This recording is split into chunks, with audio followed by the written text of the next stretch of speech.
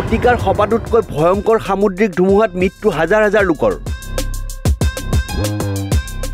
226 kilometre প্ৰচণ্ড বেগত অহা চিডুৰ ভয়াৱহ তাণ্ডৱ নিমিষতে নিশ্চিহ্ন হ'ল 1 লাখ বসতি বঢ়ান এক অঞ্চল যুদ্ধকালীন প্ৰক্ৰিয়াৰে উদ্ধাৰ কাৰ্য অব্যাহত জৰুৰী অৱস্থা ঘোষণা দেশখনত শতিকাটোৰ আটাইতকৈ প্ৰবল আৰু ঘাতক সামুদ্ৰিক ধুমুহা চিডুৱে মোহাৰি লৈ গ'ল ভাৰত মহাসাগৰত থকা ফ্ৰান্সৰ দ্বীপ প্ৰদেশ মেয়ট্ৰেক দক্ষিণ পশ্চিম আফ্ৰিকাৰ এই দ্বীপত ঘূৰ্ণীবতাহত কেইবা হাজাৰ লোক নিহত হোৱাৰ আশংকা কৰা হৈছে শনিবাৰে নিশা ঘণ্টাত 226 কিলোমিটাৰ বেগত অহা ঘূৰ্ণী চিডুৰ সংঘাৰ ইমানেই ভয়াৱহ আছিল যে দ্বীপটোৰ প্ৰায় 1 লাখ লোকৰ বসতিৰ বৃহৎ এলেকা এটা সম্পূৰ্ণৰূপে ধ্বংসস্তূপত পৰিণত হয় সৰ্বাধিক লোক এই এলেকাটোতে নিহত হয় বুলি আশংকা কৰা হৈছে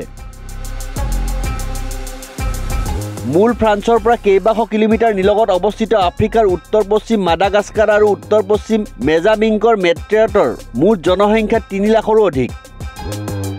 ঘূৰ্ণী চিডুৰ সংহাৰৰ পিছতে দ্বীপ প্ৰদেশখনত ফ্ৰান্সে জৰুৰীকালীন অৱস্থা ঘোষণা কৰিছে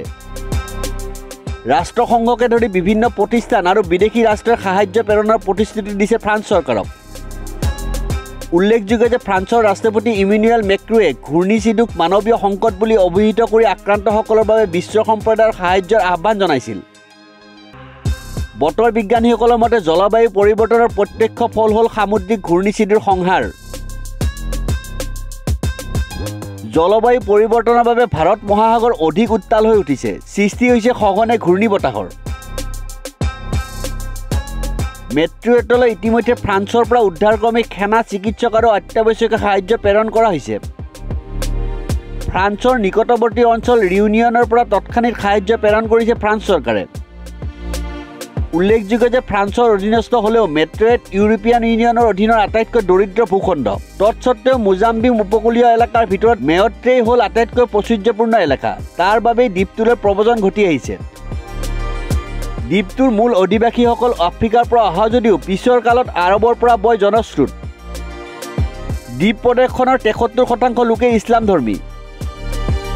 শনিবাৰে নিশাৰ ঘূৰ্ণীবতাহত হেজাৰ হেজাৰ বাসভৱন ধ্বংসস্তূপত পৰিণত হোৱাৰ লগতে পথ দলং আৰু বিমানবন্দৰৰ বিস্তৰ ক্ষতি হয় সম্পূৰ্ণৰূপে ধ্বংস হৈ পৰিছে দ্বীপটোৰ বিদ্যুৎ যোগান ব্যৱস্থা আনহাতে টেলি যোগাযোগ ব্যৱস্থা ধ্বংস হৈ পৰাৰ ফলত যোগাযোগ বিচ্ছিন্ন হৈ পৰিছে দ্বীপবাসী ব্যাহত হৈছে উদ্ধাৰ অভিযানো নিউজ ডেস্ক ৰিপৰ্ট নিউজ 13